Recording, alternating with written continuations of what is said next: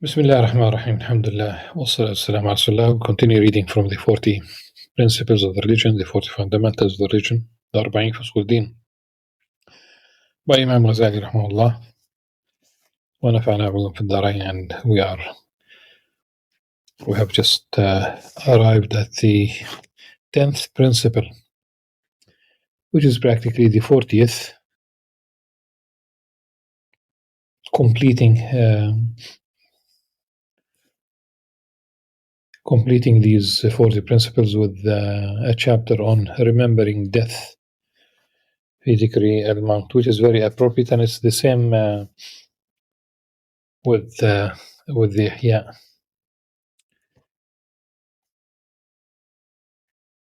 Know that 9 stations we have mentioned are not on a single level. The nine stations within the last quarter. Rather, some of them are sought after in and of themselves, like love and contentment. For indeed, both of them are at the highest level. And some of them are sought after for something else, like repentance, asceticism, fear, and patience. Repentance is returning from the path of remoteness to face the path of nearness. Asceticism is abandoning all that distracts from closeness to Allah. Fear is a whip that drives the slave to abandoning all distractions. And patience is a struggle with those desires that cut one off from the path of nearness. None of that is sought in itself. Rather, what is sought after is nearness, and that is through knowledge and love. For it is sought after in itself, not for something else. Nearness is not completely attained except by cutting off love of anything other than Allah subhanahu wa ta'ala from the heart.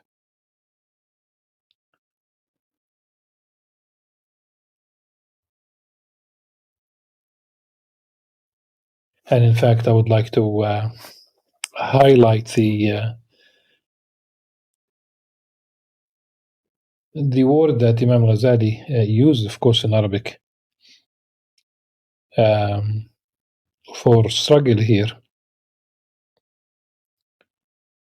is the word jihad. And I deliberately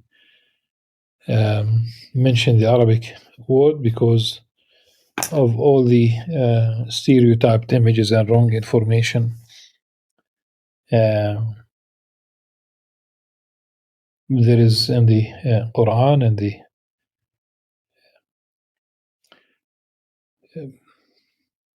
words that pertain to jihad, and there are words that pertain to qital, and these are two.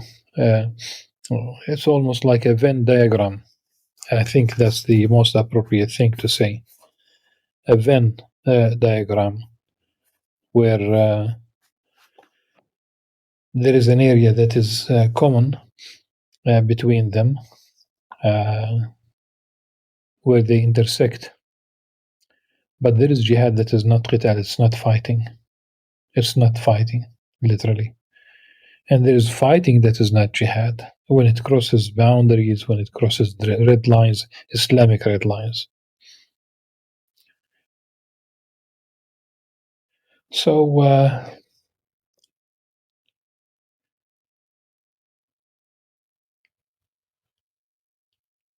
nearness is not completely attained except by cutting off love of anything other than Allah subhanahu wa ta'ala from the heart.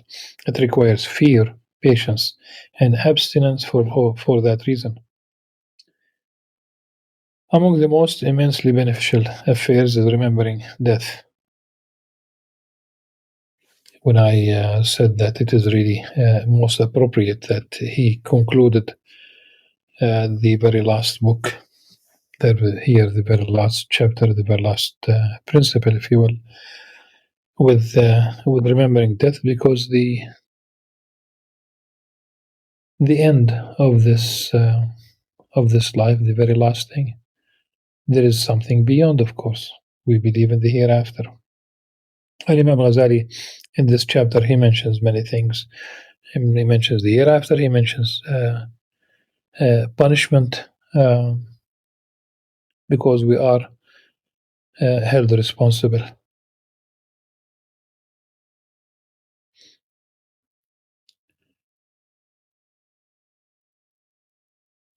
Among the most immediately beneficial affairs, remembering death. For this reason, we have come to it here, and Revelation has emphasized the reward for remembering it.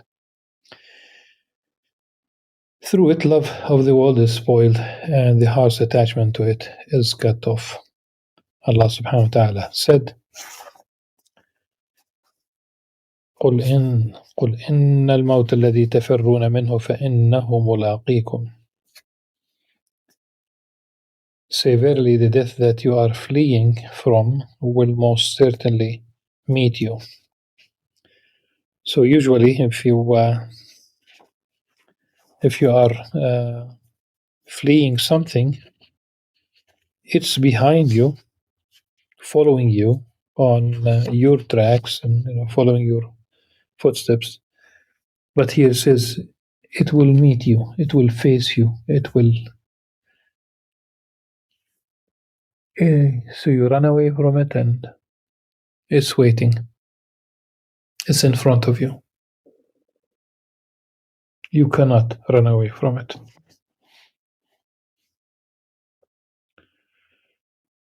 The Prophet ﷺ said,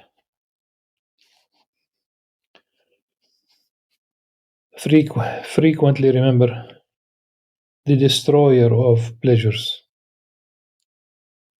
أكثروا من ذكر هادم. If it's Hadim, that's destroyer. If it's Hazim, then it's basically it wins over, but as a result of war, fighting with these pleasures. Mentioning death, really.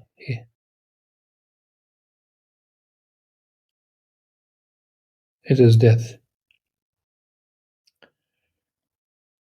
He also said, sallallahu alaihi wasallam, this is here, hadith narrated by Al-Bukhari and Muslim.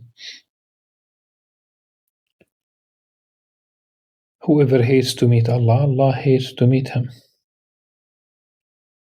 من كره لقاء الله كره الله لقاءه. Aisha radiallahu anha said, O Allah's Messenger, will anyone be resurrected with the martyrs?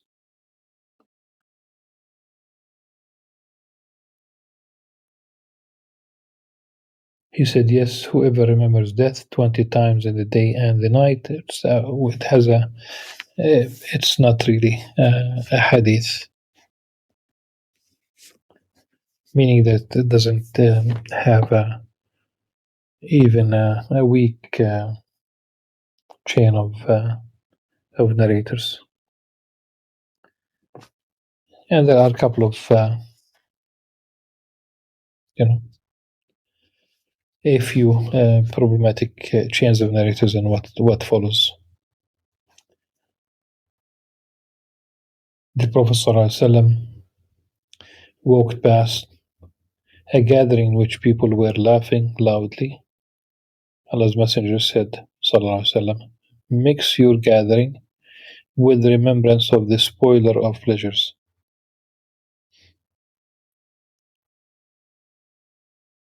They said, it was asked, what is that? He said, death.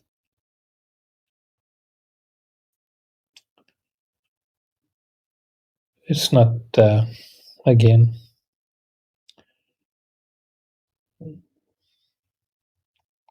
it's not a hadith. And the next one is a weak tradition.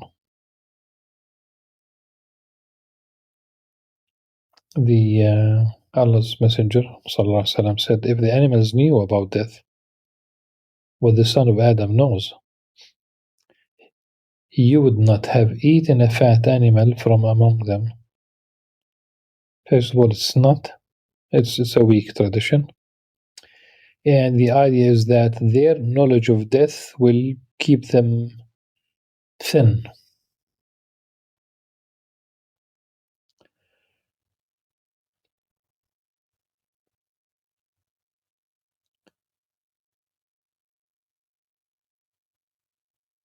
He also ﷺ, said, death suffices as an admonition.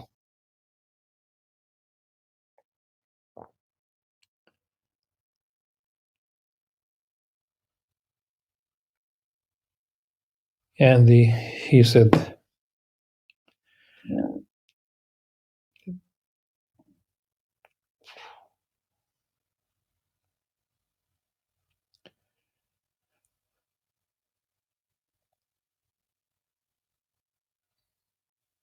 the next hadith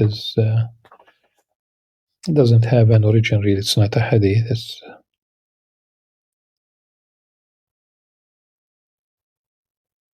He ﷺ said, I have left you two admonishers among you. One of them is silent and one of them speaks. The silent one is death. The one that speaks is the Quran.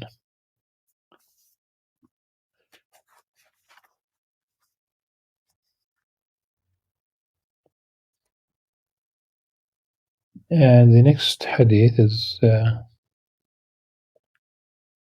weak.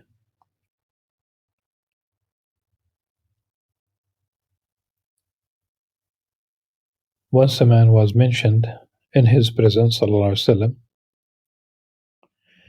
and spoken well of. So he said, how was your companion's remembrance of death? They said, we hardly heard him mention death. He said, then your companion is certainly not well. Once a man from the helpers said, the helpers really, it's really the way it translates the Ansar. These are the indigenous people of Medina who rendered help, support, just name it, to the Muslim migrants from Mecca. Their story is an amazing story. So once one of those Ansar said, "O Allah's Messenger, who is the smartest people and the noblest people?" So he said, the one who remembers death the most and the one most earnest in preparing for it. These are the smartest people. They have gone with the honor of the world and nobility of the hereafter. Ibn Abi Dunya verified this tradition, and it has a good chain of narrators. The benefits of remembrance of death, of remembering death, and the way to think about it.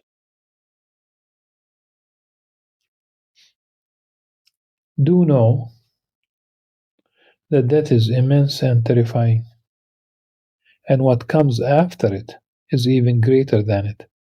There is a huge benefit in remembering it, for indeed it spoils the world and makes it loathsome to the heart. And loathing it is the head of every good deed.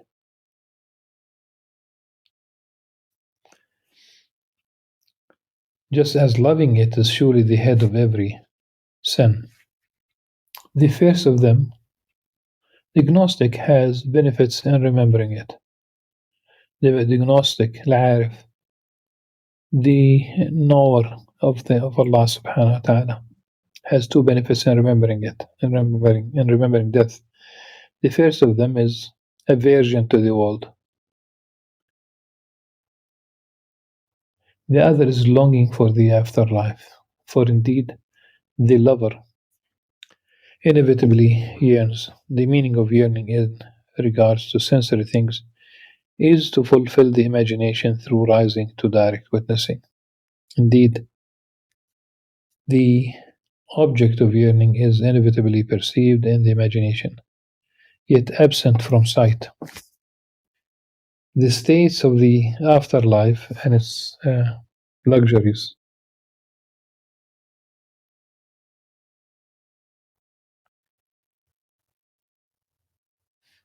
and the beauty of the divine presence are all perceived by the Gnostic, who knows them as if he is looking through a thin curtain just before the sun rises, when the light is weak. He yearns for its fulfillment through manifestation and direct witnessing, and knows that this is not to be except at death. Hence, he does not dislike death, because he does not dislike meeting Allah subhanahu wa ta'ala. There is no reason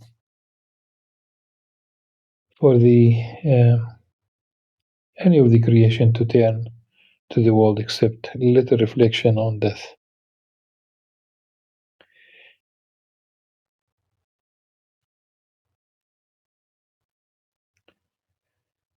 The path to thinking about it requires that a person empties his heart of every thought beside it, sits in seclusion, and pursues remembering death earnestly in his heart. He should first reflect on his friends and peers that have passed, remembering them one by one, remembering their ambitions, their hopes, and their reliance upon status and wealth. Then he should remember their final moments at death and their sorrow over a lifetime lost and squandered. Then he should reflect on their bodies and how they disintegrate into dust, how they turn into corpses that the worms eat. Then he should turn to himself and know that he is like one among them. His hopes are like their hopes, and his final moment will be like their final moments.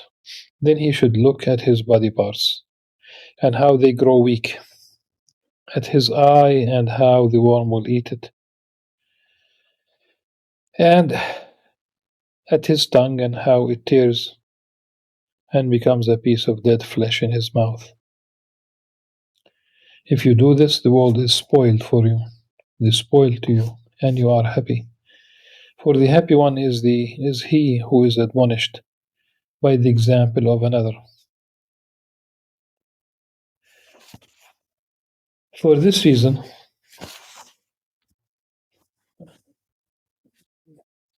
Allah's Messenger said,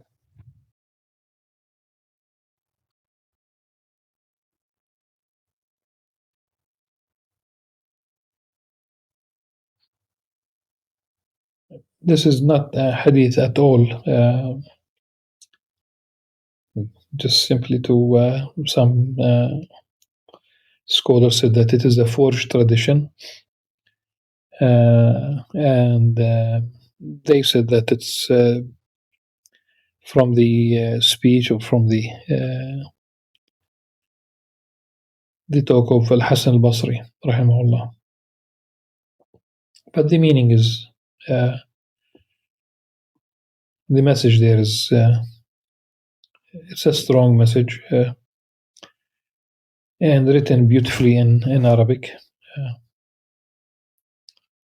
despite the fact that it's not a hadith. O people, we carry on as if death in the world were written for other than us, as if its reality were required of other than us, and as if those whom we have bid farewell unto death are travelers returning to us shortly.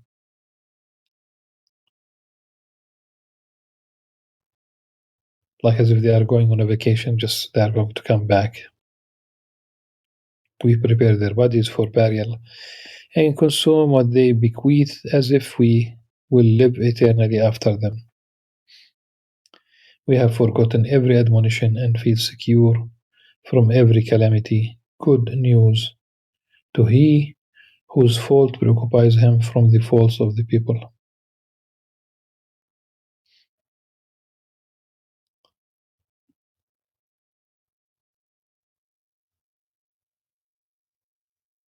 Vain hopes are the basis of heedlessness of death. The basis of heedlessness of death is vain hopes. And this is the essence of ignorance. This is why Allah's Messenger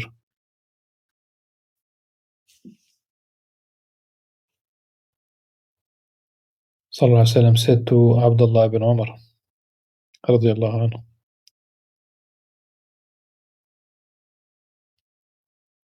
when you wake up in the morning, do not talk to yourself about the evening. When you retire in the evening, do not talk to yourself about the morning.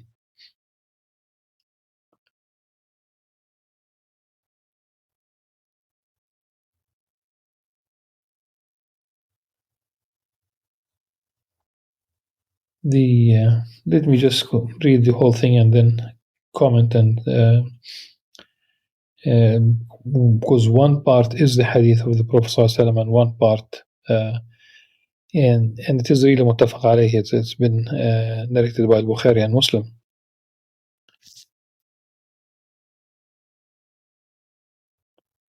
And the second part, it seems that it is really the Abdullah ibn Umar radiallahu anhu. He is the one who continued basically the narrative. But here it is mentioned as if the whole thing is the hadith of the Prophet. So I'll just read it and then decipher,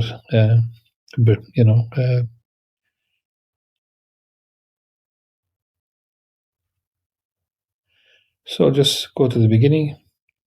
So read it as is first. So the Prophet, this is why Allah's Messenger Sallallahu Alaihi Wasallam said to Abdullah ibn Umar radiallahu anhu, when you wake up in the morning, do not talk to yourself about the evening. When you retire in the evening, do not talk to yourself about the morning. Exploit your life for your death and your health for your sickness. For indeed, O Abdullah, you do not know what you will be called tomorrow.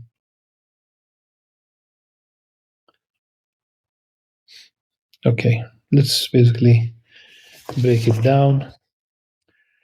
The hadith of the Prophet ﷺ and in both Al-Bukhari and Muslim, Abdullah bin Umar, so Ibn Umar said, رضي الله عنهما, أخذ رسول الله صلى الله عليه وسلم بمنكبي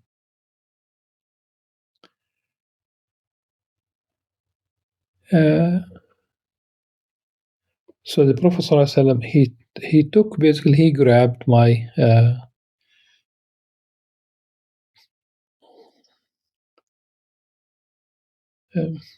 my shoulder,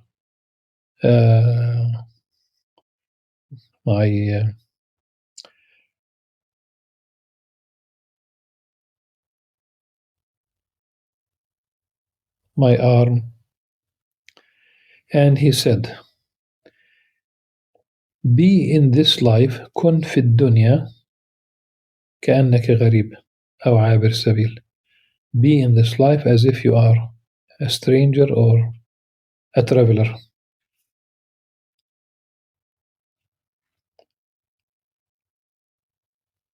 The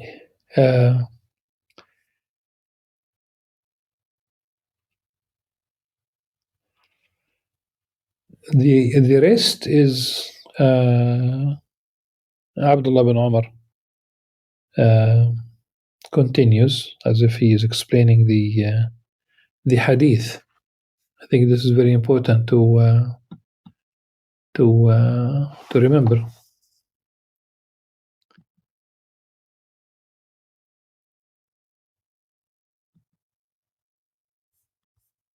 وكان ابن عمر رضي الله عنه تعالى يقول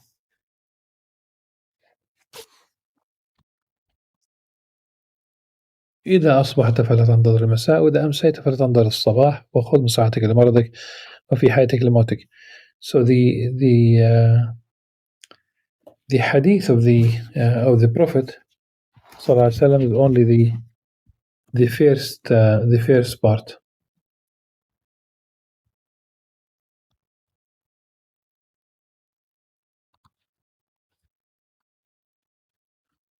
In both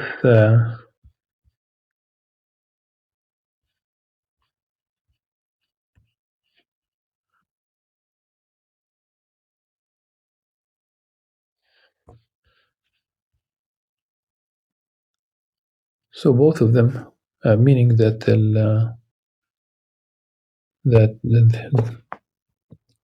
these traditions, both of them show that it is Ibn Umar who said, if you reach the evening, do not wait for the morning, and if you reach the morning, do not wait for the evening.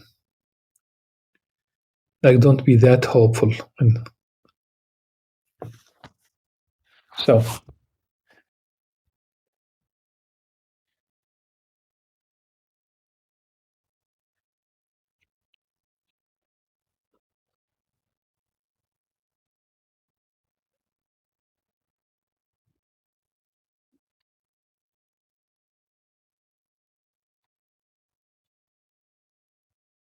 the Prophet ﷺ then said,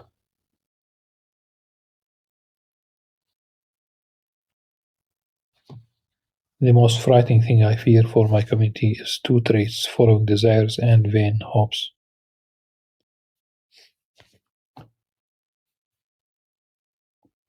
Usama radiallahu anh, rented a product for 2 months.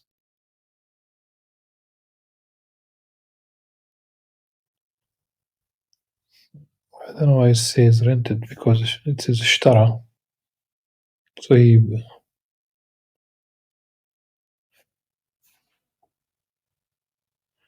it's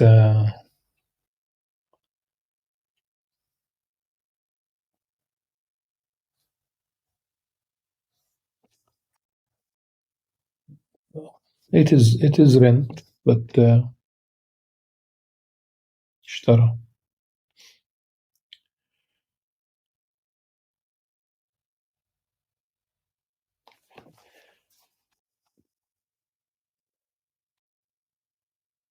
And a product, really, it's a newly born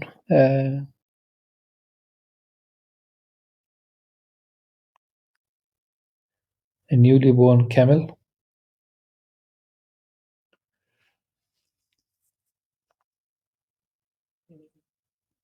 for 100 dinars.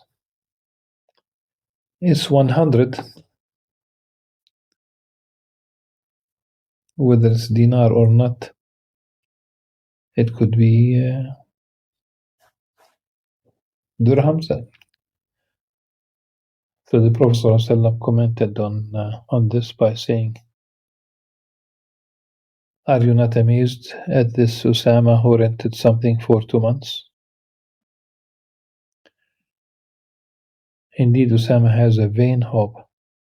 By He in whose hand is my soul, I have not blinked my eyes without thinking that my eyelids would not meet until Allah subhanahu wa ta'ala had grasped my spirit. Nor have I raised my head without thinking that I would lower it and be grasped. Nor have I eaten a piece of food, without thinking that I would swallow it and die from choking.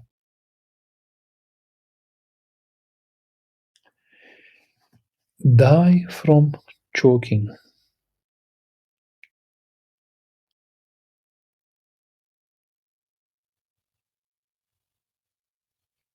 Then he said, O children, I think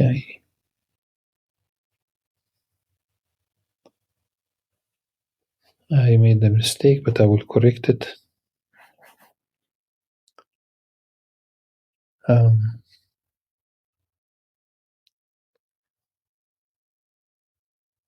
Then he said, O children of Adam, if you use your reason, then prepare yourselves for death. by He in whose hand is my soul, what you are promised is certainly coming, and you cannot stop it.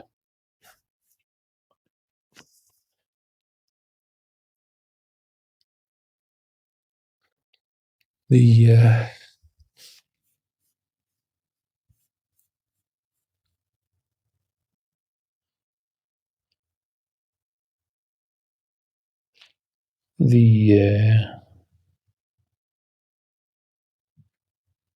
the walida is basically a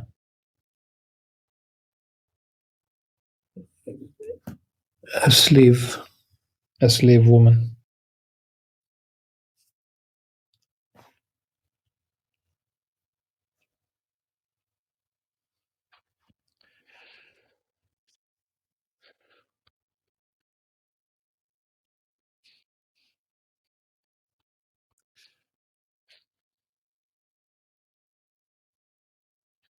So the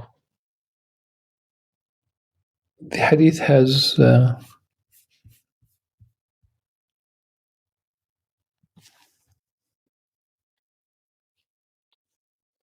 many parts that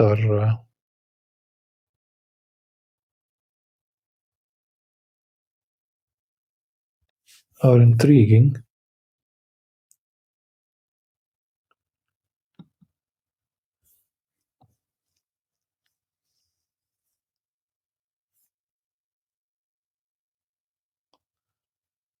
Yeah.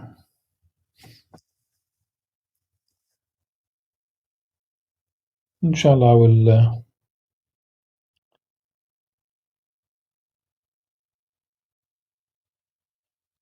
will definitely بإذن الله عز وجل